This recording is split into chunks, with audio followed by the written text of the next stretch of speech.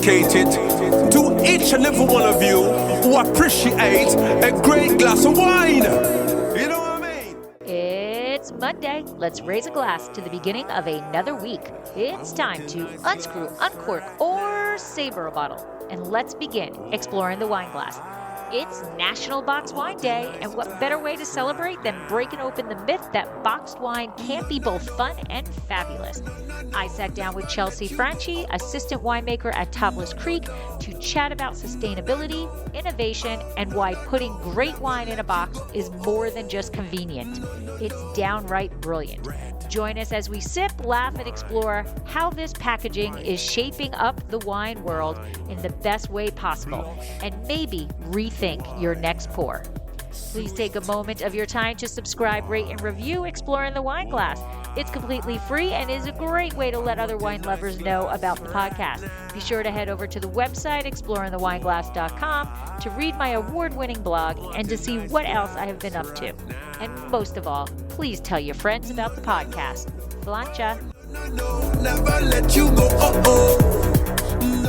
Hey everybody, I'm Lori Budd, a UC Davis winemaking program, Spanish wine scholar, sommelier service, champagne and Côte d'Aron specialist, and a WSET Level 2 graduate. You can find Exploring the Wine Glass on all the socials, as well as your favorite podcast catchers. If you haven't subscribed yet, now's the perfect time to swipe, subscribe, rate, and review. Stay in the know about all things wine by visiting my website, exploringthewineglass.com. I promise I'll never tell you what to drink, but I'll always share what's in my glass. You are special. Hello, everybody. Welcome to Exploring the Wine Glass. Today is a very special day because it is National Boxed Wine Day. And I am so excited because I have boxed wine to celebrate with, thanks to Tablas Creek. And I am sitting down with Chelsea Franchi, who is the assistant winemaker at Tablas Creek. And first of all, thank you so much, because I know this is a very, very busy time of year. So I appreciate you taking an hour out of your time to sit down and talk boxed wine. Yeah, thanks for the break, Lori. This is great. Sometimes you need to get out of that cellar a little bit, right? Yeah, Out it's of the very field. quiet in here. It's lovely. Yes. So before we actually get into boxed wine, people who listen to this podcast, Jason has been on this podcast multiple times. He is one of my favorite people in Paso. He's probably one of my favorite people, but definitely in Paso. A wealth of knowledge. So some people are pretty familiar with Tablas Creek, and but let's just give them a revamp, a reintroduction to Tablas Creek. So tell us a little bit about Tablas Creek's history, a little bit about your history, and how the two intertwine. Absolutely. So Tablas Creek is located in Paso Robles, California. We are a partnership between a French winemaking family, the Perrin family of Chateau de Beaucastel, located in the Châteauneuf-du-Pape region of the Rhone Valley, and a gentleman by the name of Robert Haas, who is Jason's late father. The story goes is that Robert Haas had a wine importing company on the East Coast, and he started his wine importing years essentially up in Burgundy. And then once people really started to trust his palate, he was able to expand his scope down to the Rhone Valley. And that's where he met the Perrins. So for a number of years, he was the sole importer into the United States of Perrin wines and the Beaucastel brand. And after a number of years of this working partnership and friendship, they decided to do basically their own adventure together. So they started Tablas Creek. They wanted to do Rhone wines in California. This at that time, that was, the Judgment of Paris, and all of a sudden California wines were coming onto the map and gaining notoriety and attention, and they wanted to try their hand. So they found this beautiful pocket here in Paso that basically ticked the three boxes they were looking for. One was the ability to dry farm. They wanted enough annual rainfall so that they could dry farm if they wanted to. Obviously, here in California, you can farm however you want to, but in the Chateauneuf-du-Pape, they are mandated that they are not legally allowed to irrigate most of their varieties. The other thing they were looking for was higher pH soils.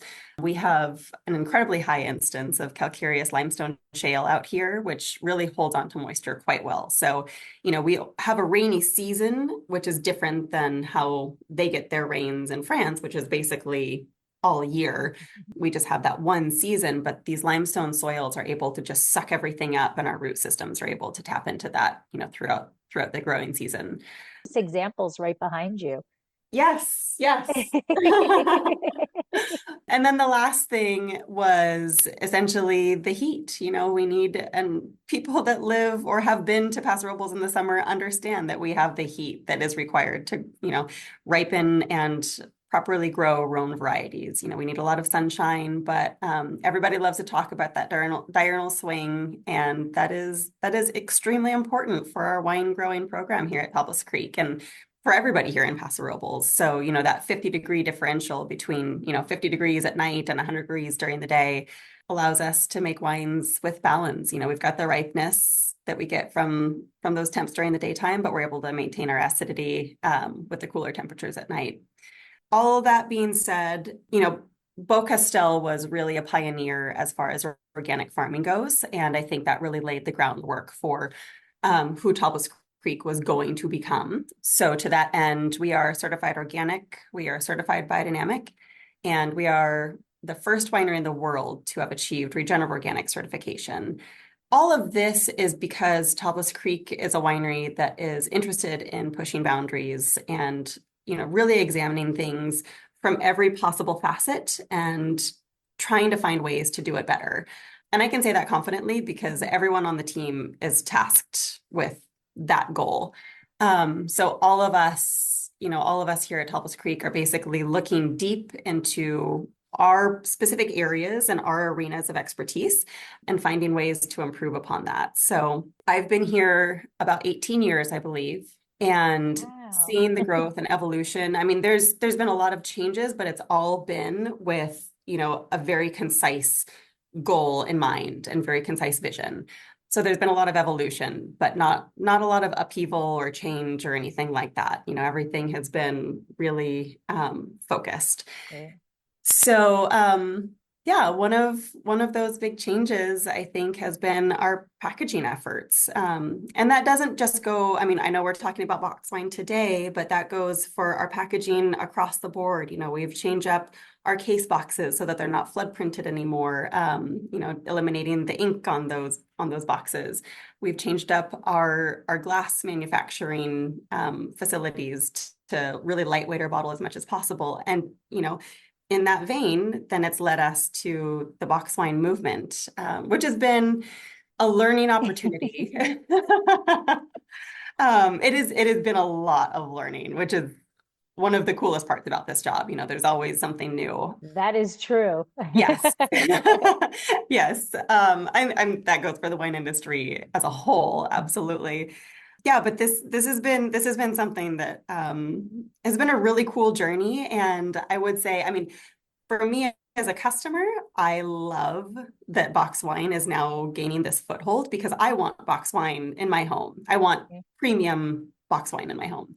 And then as a producer, it's fantastic because, we were able to build this community. Other wineries are interested in, trialing the box wine program. And so they're coming to us, and we're going to other wineries that have more experience with it than we do. And you just now have this network of community that, everybody's excited about it. And yeah, what could be better than that? Absolutely. Absolutely. And that is something I think is true with the wine industry in general. The majority are always willing to share what they know and to help each other. And I think that's wine industry in general, but Paso Robles, I think that's one of the most defining things about Paso. People will come into our tasting room and they'll ask me, well, where should we go next? And we'll tell them. Same thing. People will come into the tasting room because somebody has recommended us to them. And they're like, this doesn't happen every place else. You guys really aren't competing against each other. And I said, well, there's wine for everybody to enjoy. And if you tell me what type of wine you like, we want you to enjoy Paso. So I do Mhm. think that it is a very unique feature in Paso. But in terms of the wine industry itself as a whole, likes find likes, and wine peeps find wine peeps, I think. Now, you said you were there for 18 years. You've been at Tablas for 18 years. How did you get there to start off with? What Yeah, made you so decide, yeah, Tablas offered me this job, and yes, this is where I want to be? And then obviously to be, especially in today's world, someplace for 18 years means that something is really good. oh, without a doubt. So I'm from Northern California originally, the Sierra Foothills, which is now, a really, Yeah. really excellent wine growing region in its own right. But I came to school, I went to Cal Poly and I studied agricultural business and wine and viticulture. And I had been applying for just winery positions. I wasn't 21 at the time, so I was basically looking for, a bar back position or something, Right. something like that, so that I could at least get a foothold. And then when I turned 21, could start, pouring wine. So there was a greeter position available at Tablas Creek. And I took the job, and it was basically a glorified hostess where I worked on the weekends. And told people that I would come get their party when a spot opened up at the bar. And it was great. It was so fun because I got to be around people that were wine tasting and on vacation and having a great time. And I just loved the spirit of Tablas Creek. I mean, the people that work here, it attracts a special kind of person. It's people that are interested and engaged and excited and motivated and just inspired, just really inspired humans here. So it's this microcosm Stoke, which is, I just love being in that environment. And I just feel incredibly honored to be in that environment. So when I turned 21, I moved my way into the tasting room. And after I graduated from Cal Poly, I had told the tasting room manager, John, who still works as the tasting room manager here, told him that I was going to start applying for cellar positions because I wanted to be in the cellar and knew that there wasn't anything available here. So just, gave him the heads up that I'm looking for jobs. So, if you need to hire somebody else to fill the tasting room position role that I'm leaving empty. And he talked to Neil Collins, who's the executive winemaker here at Tablas Creek, and Jason Haas, the manager, who you well know, and they made a position for me and offered me a Oh, job. So I had gotten a few other offers, and it was such an obvious choice, like I know how much I love this place. I know how much I love being in this environment, surrounded by these people. So I gleefully took the job and have, slowly been adding to my workload since. And just, I mean, the learning that I've done here at Tablas Creek, and it's so funny because I feel like there's chunks of years where it's just, things just kind of explode. And, the new challenges that we're faced with and, how to overcome those it's been awesome. It's been really, really fun. Yeah, and now we're in harvest, which, as you know, every second is a new challenge and a new problem to solve. So yeah, it's really fun here.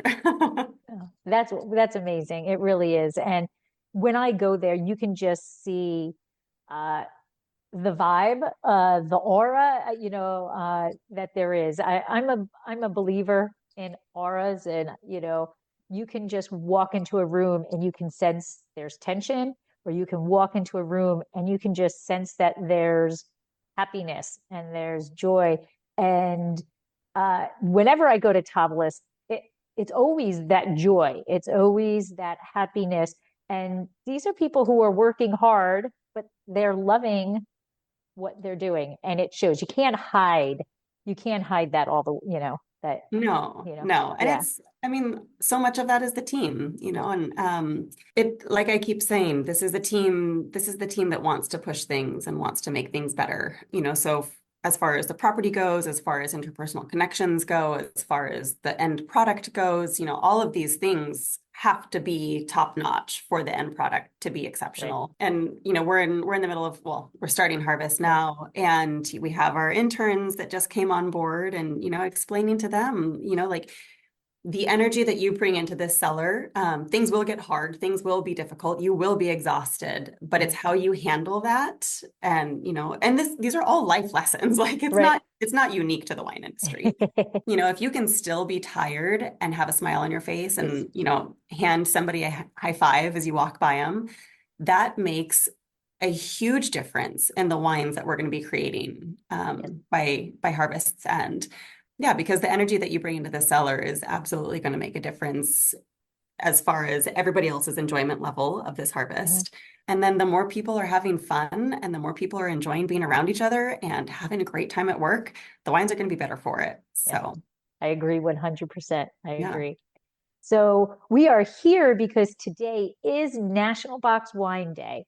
And man, has it come a long way, because, when you first started seeing boxed wine, it was that one special wine, that everybody just was like making fun of, and it was on TV shows, just like, hey, and all of this. And it was not good. It was not, there is no other way to say it than it was not good.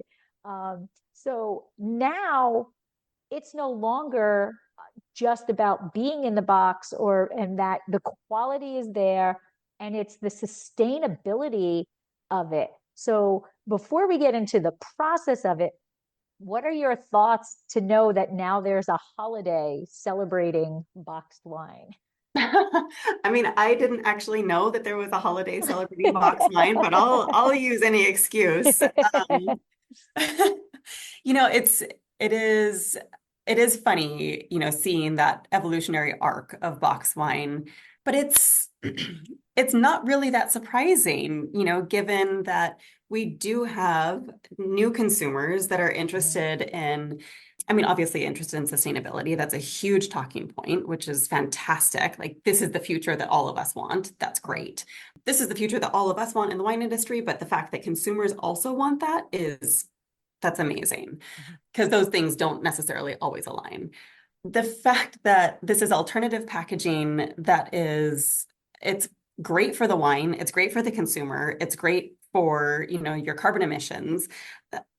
Again, these things don't always line up that well. This is, one of those situations where it's a win-win-win. I think as a winemaker, I'm excited because we're always looking at alternative packaging and just things that are, just let's try something new. Let's do something else. Let's see what can be a little bit better. As a consumer, I love this movement. Because there's those two sides. There's the winemaker side of it, and then there's the consumer side of it. And luckily, we get to walk both of those roads. But from a consumer standpoint, I love it. My husband loves it. It's wine on tap in your home. Yeah, right. What's not to love? Yeah. What's not to love? All right. So we're going to get a little geeky here. Because it's wine in a box. So viticulturally and from the winemaking aspect of it, are you looking for something different in the grapes? Are you growing grapes differently if they're going to go into the bottle versus if they're going to go into the box?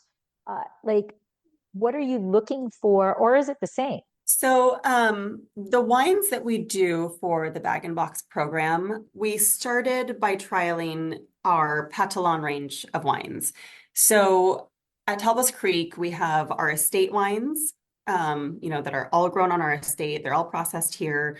They're bottled here. And then we have our Patelon line of wines. And so Patelon in French means like a country neighborhood. So for the Patelon wines, we're purchasing fruit from neighboring vineyards, all within Paso Robles. We do a red, a white, and a rosé.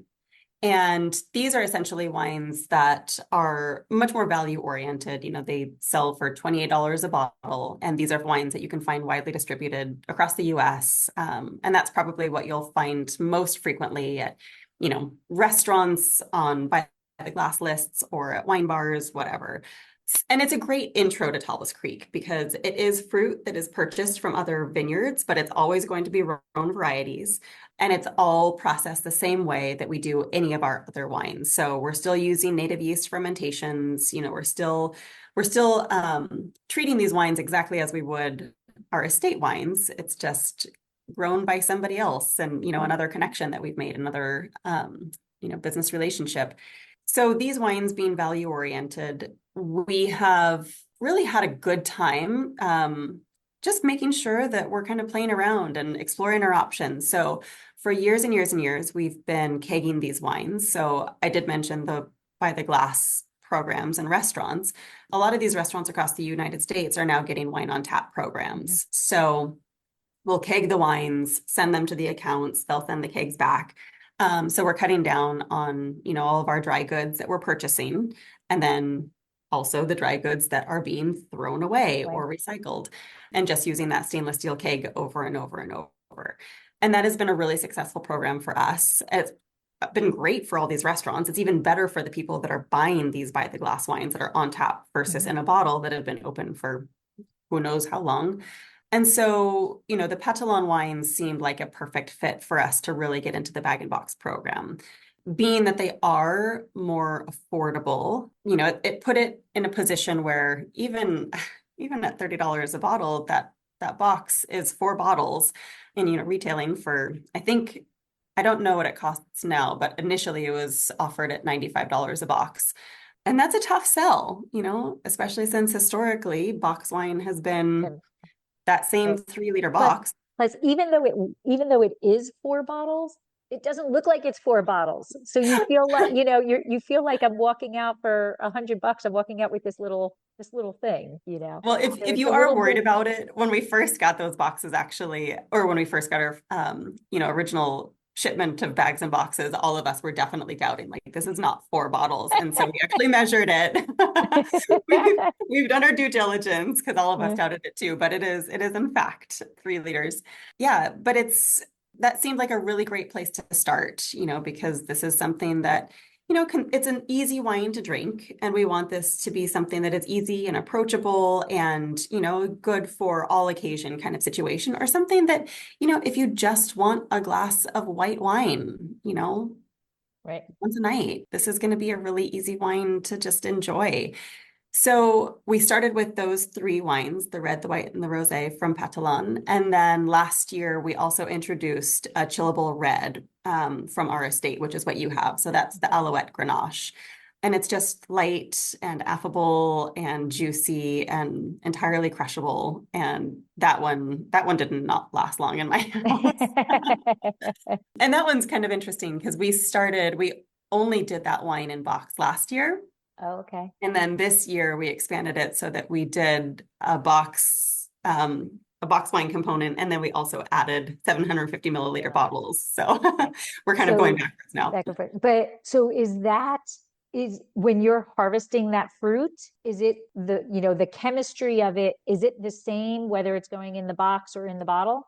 It is. So, sorry, I got sidetracked there, but essentially what we're doing is we are making our wine, and it's going to be the same no matter what format it's being packaged in. So whether it's going into 750 milliliter glass bottle, whether it's going into keg, whether it's going into bag and box, it is going to be the same wine, the same blend. The difference is, however, we do need to make sure it is really well protected. So wines that are going into bag and box format, we do need to make sure that they have extremely low dissolved oxygen levels. So that means that we are, keeping that DO very, very low, bubbling CO2, bubbling argon, bubbling, nitrogen, keeping it blanketed really well, keeping all those always stainless steel barrels topped up to the very top, because with glass, it's a pretty impermeable material. Container. Yeah. And then with those wines, we use a screw cap closure. So the ingress of oxygen into that package is next to nothing. And that's the challenge with bag and box, is that, it's not meant for aging. These are wines that are not meant to hold on to for really any amount of time. They are meant to enjoy. They are meant to bring home and open and consume with glee.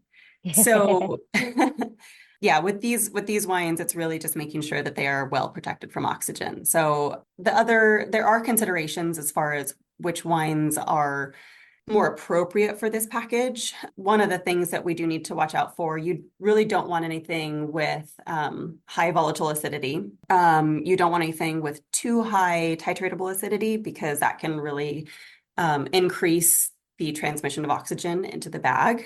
And then the other thing is, I mean, as far as, this is more of a consideration once people get it home or where it's stored. Temperature, like higher temperatures will also increase that oxygen transmission rate. So if you have kind of a lower to average TA and a very low volatile acidity level, and you keep your wine in the bag and box format cool, I mean, we say that could probably last for up to a year. We recommend about 6 months. We'll shorten that just to make sure that, the product that you're enjoying is going to be at peak performance. And these are just as far as like when you open it and start to enjoy it. And then we say, once you open it, probably within the next 6 to 8 weeks, probably. Okay.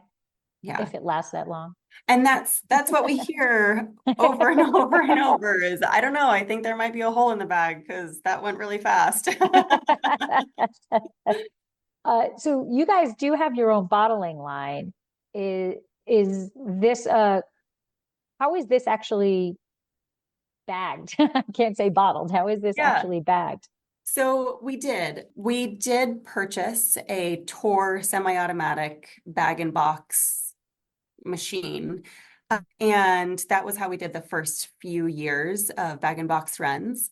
And this format just started to grow so quickly for us. And it got to a point where we have so many other things going on in the cellar, and it's a big time suck. It is an immense amount of manpower and man hours that it takes to make a bag and box package, because it's a very different situation than the people that have historically been doing bag and box projects. Because if you think about, you're talking about, the Franzias of the world, where you see them at every single grocery store across the entire United States, every single like big box store, you can find them there. They are doing millions and millions and millions of boxes of these in a week. It's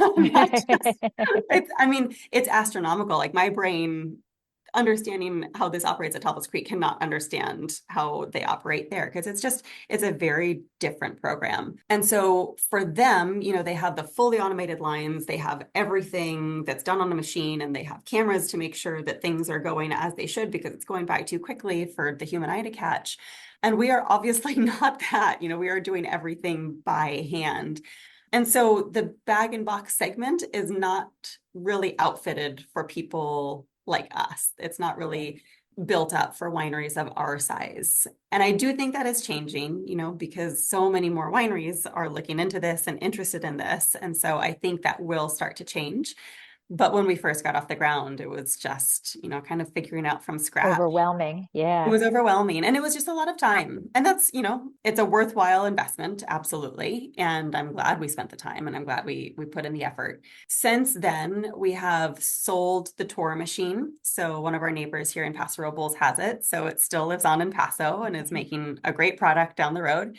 And we now contract with a company located up in American Canyon, and they are essentially a bottling specialty house. So Infinity Bottling up in American Canyon specializes in bottling, they are a contract bottler. So people, send their wine up there and they handle all of it. And they purchased a semi-automatic bag and box machine. And one of the reasons we decided to do that was because we were learning a lot, but we are winemaking specialists, and we are not necessarily packaging specialists. And yes, we want to learn, but we definitely don't want to learn on the go. And we absolutely certainly do not want to learn at a consumer's expense. And so finding a partner like Infinity Bottling that is a packaging specialist, and they have a very robust lab that is fully staffed with people that are constantly doing QC checks and doing that wet chemistry and knowing what to look for and knowing their machines inside and out, that is a major boon for us, because now we have peace of mind that we send our wine up there exactly as we want it, and they take care of the rest. And they do a very, very good job of it for us. My husband and I, we both come from product development. Mm-hmm. So, and bags like these, the machines that do them for just food products, there's a lot that can go wrong, between the hermetic seal and just keeping the temperature. And then a lot of time, with the wine, then you can't really do the temperature that they really want it to be at to seal the bag, because then you're eating the wine. Mm-hmm. So I get there could be a lot that goes wrong in this tight little box, and putting it together. So I can imagine what it was like on the line trying to do it. I've never seen a wine box be put together, the bag and box be put together, but food products that, if you just think about not food stores, but restaurants and those big places that, these bags are in a lot of places. Mm-hmm. And there's a lot that goes wrong when you're trying to get the bags, the way they're supposed to be. Yeah, I mean, there's always potential for things to go south. And so, partnering with somebody that has the expertise, has the experience, has seen those things, knows how to avoid those pitfalls, that is excellent for us. Right. So now, you did talk about it a bit. So this is the Grenache, okay? And so you mentioned that you started with the other line. So how many bag and boxes are you making? 4? A red, a white, a rosé, and then the Grenache? Yes, that's where we are currently. Okay. We keep pushing for a Vermentino too, but we'll see. Ooh, that sounds awesome. And now, besides the obvious benefit of there's no cork taint here, what can somebody expect, or is there any difference if you who know your wine, if you did a blind taste, do you think you could tell the difference between the Grenache that came out of a box and the Grenache that came out of a bottle? Is there any sensory differences, you think? So I would say that's more of a timeline question. Okay. I think if you're 3 to 4 months into, purchasing that box, I would not be able to tell the difference. And we've done tastings like this fairly frequently where we have, wine that's been put in, 750 ml glass bottle, wine that has been put into keg, because we pour the majority of our wines for the tasting room out of keg now, and then wine that has been put into the 3-liter bag and box format, and doing tastings with those 3 glasses lined in front of you. Like I said, as a timeline question, earlier on in that timeline, you absolutely cannot tell the difference. I mean, these are wines that we know inside and out and, pretty intimately, right. And we can't tell the difference. I would say though, later on in that timeline, as you start to shift that down, if you're getting close to a year after that wine goes into bag and box, there's definitely a difference, because you do have much more oxygen and transmission and ingress. That is to say, it's not necessarily that it's gone bad. It's not spoiled. It just feels much more mature. So essentially, that life cycle of the wine has been sped up significantly, because if you think about, if we just eliminate the fact that, these wines are typically bottled under a screw cap closure, like let's imagine that we were bottling under cork, and then you lay that wine down, age it for 10 years, and you are going to have that evolution. You are going to have that maturity level. This is essentially what we're experiencing with the bag and box on a much, much tighter timeline. It's just that oxygen introduction and the interaction with the wine. So, you do start to feel the tannins drop out. You do start to feel some of that like oxidation. So far, all of these wines are holding up really, really well. And these are all things that we know. These are all things that we expect. And as I keep saying, like, these are not wines that we want people to lay down. Don't hold on to these. But yeah, they're fantastic. And now, a word from our sponsor.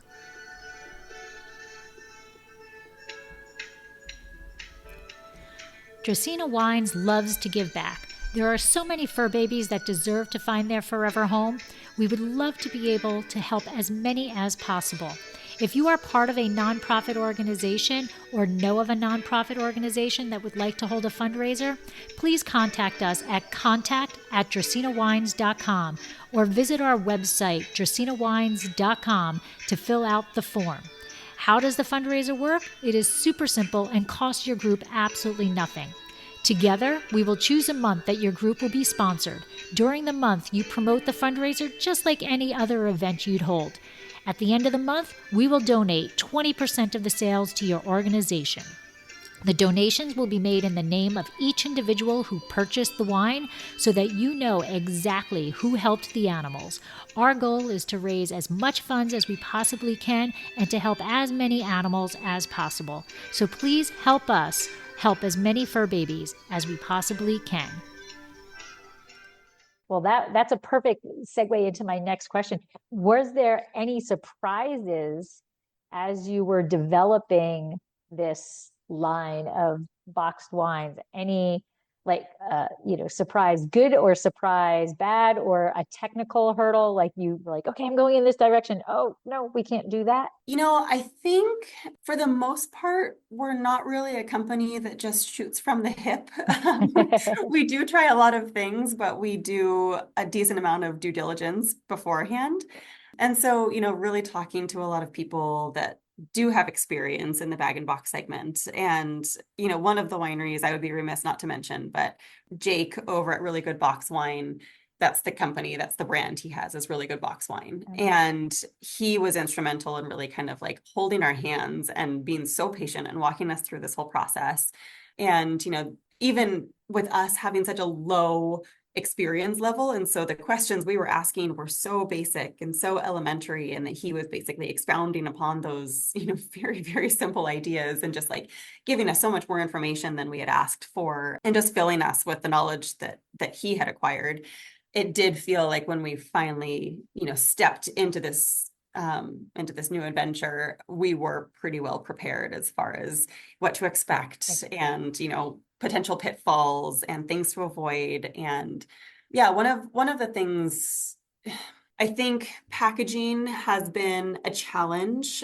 I think the biggest challenge for us has been really the filling and the building and the packaging, knowing as far as the chemistry goes and as far as the wine goes, like we're pretty well prepared on that front. But sourcing packaging is challenging because, again, we're not going to be ordering millions and millions and millions of bags. And the minimum order quantities for a lot of these producers is like more than we will do in Tablas Creek's lifetime. So, finding sources for the materials is difficult. But we've, again, been able to find some really good partners and be able to kind of navigate these waters. And I think as time continues on, it's going to get easier and easier because, like I said, more consumers are interested in this, more wineries are starting to pick this up. So that's good for all of us. Yeah, if more wineries are making it, more consumers want it, then there'll be more businesses going into the business of supplying it. Yes. It will help out. It will help out.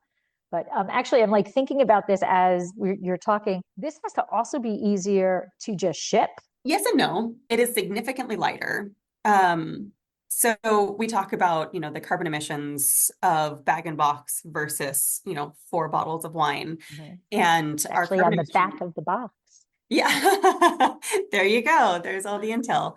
Yeah, so essentially what we learned is that bag and box offers an 85% reduction in carbon emissions versus glass bottles. And much of that actually comes from the production of glass bottles. To make a glass bottle takes an immense amount of energy because you have to heat the glass up until it's just in this molten state. And it requires a lot of energy. And then you're shipping the bottles, from the production facility to the winery. And then once you fill them, you're shipping them from the winery to wherever they're going. And then, our recycling situation in the United States isn't quite as robust as we would like it to be. And so whether or not these are properly recycled is really anybody's guess, which is frustrating. And so with the bag and box, you are cutting down on that initial carbon emission suck from the production of glass. It is a plastic product, which is not necessarily the ideal for us. but there's always going to be this balancing act. Unfortunately, there is no perfect answer. So we are kind of just, trying all different things and seeing what's best. But right now it's just kind of like spreading it out and trying to do the least harm. So yeah, I think with all of these things,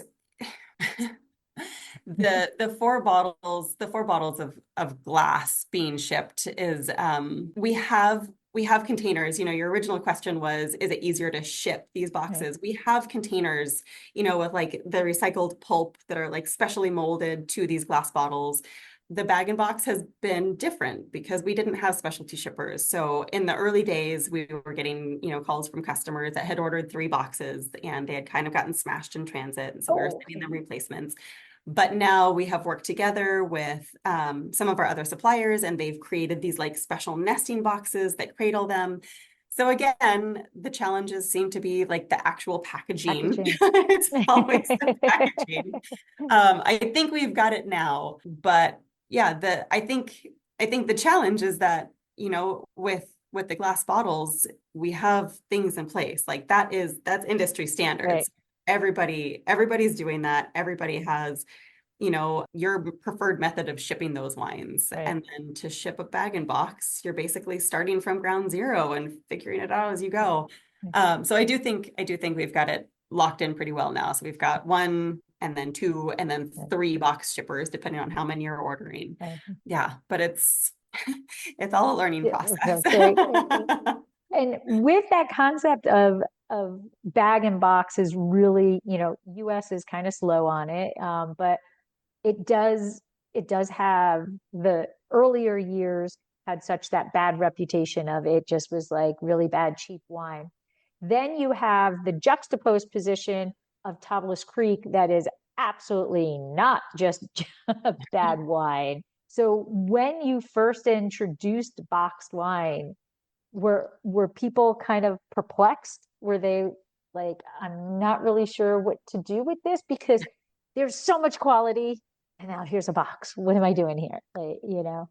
No, I would say quite the opposite. Good. People Oh, were yay. so excited. No, it was fantastic. Lori, the initial response we got when we released that first batch of bag and box, we did a smaller run of rosé. And I think we did, I don't know, maybe 700, 800 boxes. We're just dipping our toe in the water and seeing what this looks like, unsure of what was going to happen. And, thinking, well, if people don't really buy it, then we'll buy it. All of us will buy it. And it sold out in 4 hours. And oh my gosh. People that missed out on the window were very upset, and let us know. That's awesome. Was that to like your club members to start off with? Or did It was, yeah. I think it was 4 hours. That's like faster than concerts. It was crazy. It was crazy. I mean, people are like running through the offices, like, oh my gosh, what's happening? Yeah, and it's so cool. It's so cool because we get so excited about things, and then when that translates to, the outside, because we get excited about our own ideas, and that's why we do them. That's why we do them. But when other people get excited on the same level, that's when the magic happens, I think. Yeah, so we've slowly been increasing, our production amounts and just letting people know well in advance, like, hey, this is when it's being released. If you want to get your hands on this, this is the day.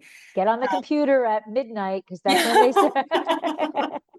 Yeah, luckily it's no longer like that because we have a much better understanding of how much people are going to want and being able to fulfill that. And one of the things that we started doing, especially with the rosé, is boxing it in stages. So we do 2 boxings a year now. So we'll do initial boxing kind of at the maybe tail end of January, early February to satisfy, that early rosé season. Right. And then we'll do another boxing in June to satisfy kind of like the summer segment.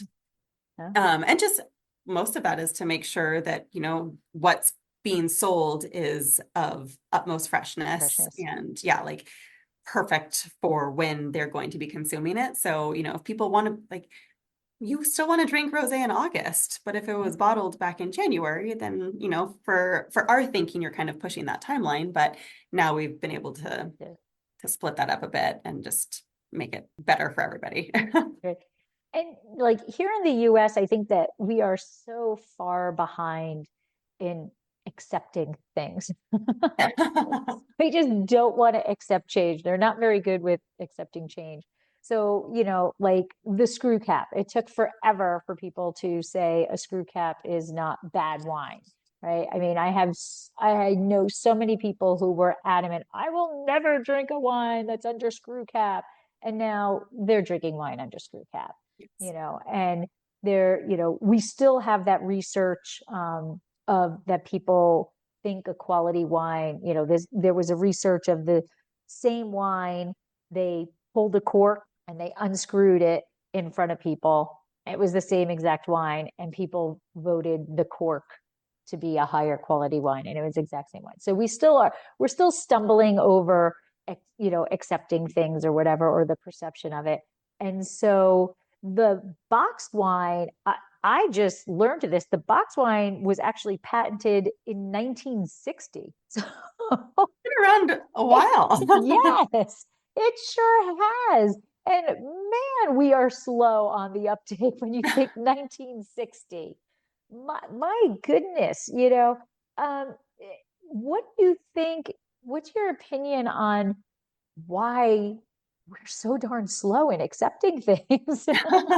Well, I mean, I think a huge part of that is just who the early adopters were and just really locking in people's brains the kind of quality that you can expect. And there's nothing bad about that, because if somebody starts off with, kind of that grocery store bag and box brand, and then they move on to other wines, and then eventually they find themselves at Tablas Creek, we owe a huge debt of gratitude to that bag and box producer. And you know what? On the other side of that coin too is if people just start with that bag and box and that's what they like and that's what they're going to drink, more power to you. Like we're all here for a good time. And if that makes your day a little bit better having that in your glass, then have at it. But I think for a lot of consumers, it's the perception, like, again, it all comes back to perception. So if they imagine that, there's a specific kind of quality that is to be associated with that packaging format, why would you spend $100 on a box of something else, especially if you don't know Tablas Creek? The benefit that we have is that we do have a very strong direct to consumer relationship, with our wine club members and people that come into our tasting room. And so being able to talk one-on-one with people and, teach them about bag and box and even sample them on it, like we typically have one of the bag and box open here. And so like, I'm sure you can have somebody come into the tasting room and do a side-by-side tasting like you were talking about earlier of, the 750 milliliter glass bottle versus the bag and box. And so that they can actually experience firsthand that like, this is the same wine. It's just a much more truly practical format. Right. Yeah. Much easier to carry this than 4 bottles. Absolutely. Right? Absolutely. Yeah.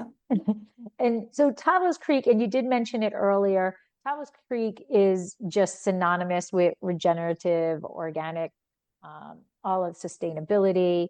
And so to me, it makes complete sense that you are leading the way with the boxed wine. And I love that you have all of the information on the back so people can see it, the reduction of the carbon footprint, the preservation, the storage space, the portability. I mean, think about it. You can bring this to the beach.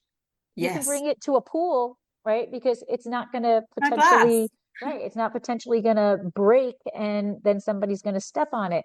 So there's so many other positives to it also. But what I do like, and I do think Tablas Creek is, and you've kind of alluded to it, that by selling the box, you're not just selling a product, you're asking people and inviting people for a change in their behavior and their perception, and you're welcoming a conversation.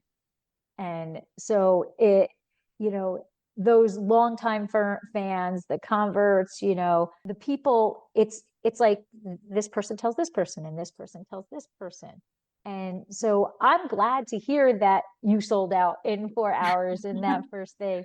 But I think that's a lot of tribute to Tablas Creek as a winery and, demonstrating the quality. Because I don't think anybody who knows Tablas Creek would think for a millisecond that you're going to put out something that's not a quality wine. Right. Yes, we care very deeply. And I mean, you're talking about, again, building that community, and the people that walk into Tablas Creek do want to be part of that. And we want them to be part of that. And a huge part of that is education. And everybody that works in our tasting room is highly educated as far as, Tablas Creek wines are concerned, Rhone wines are concerned, Beaucastel wines, farming practices, things that we're doing. And so to walk into our tasting room and get an education like that now brings everybody into our orbit and, part of our world.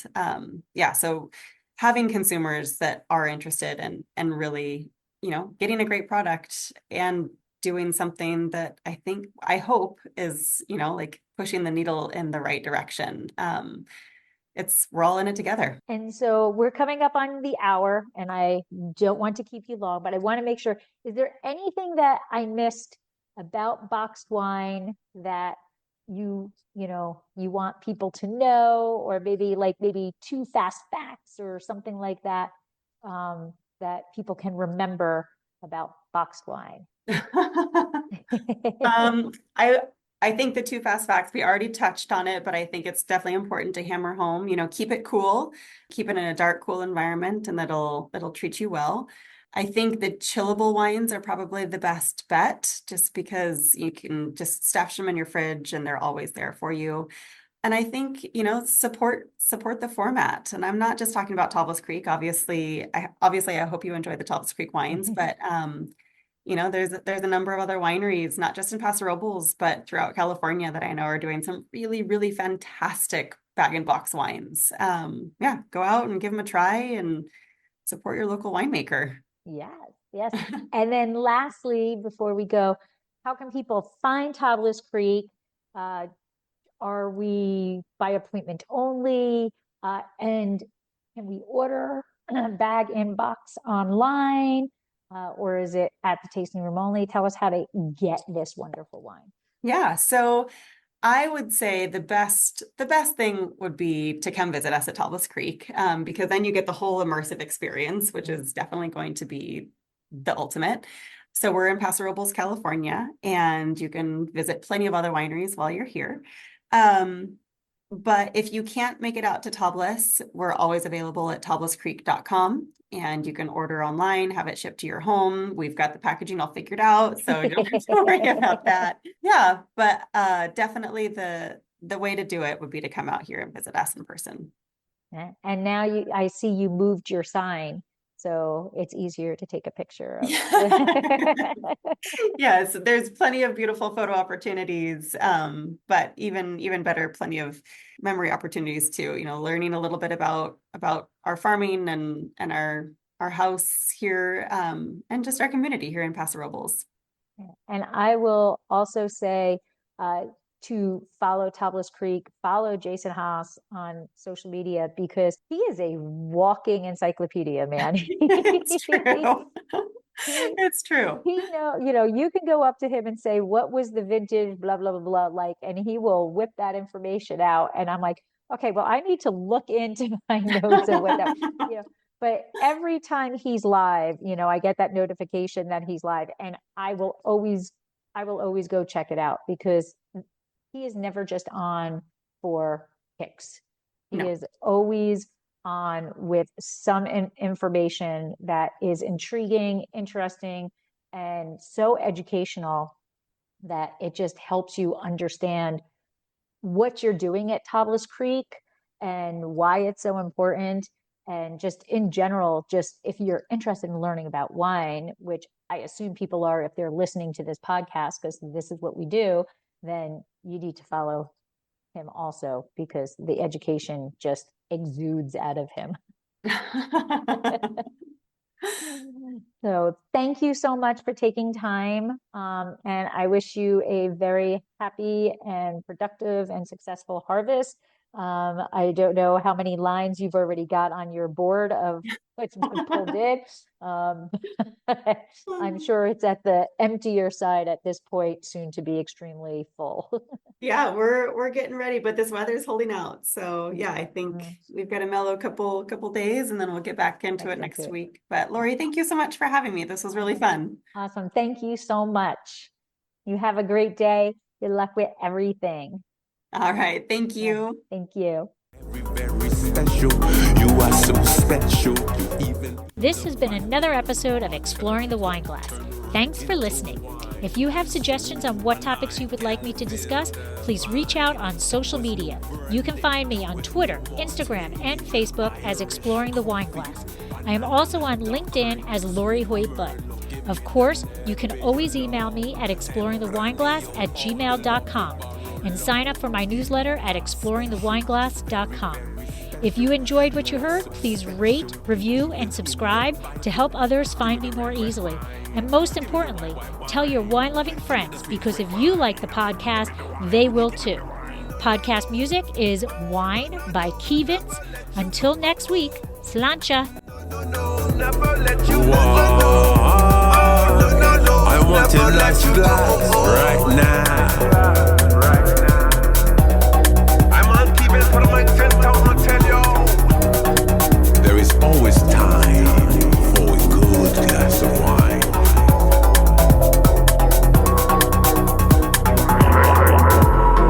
No, no, no. Oh, no, no, no. Never let you go. Oh, oh.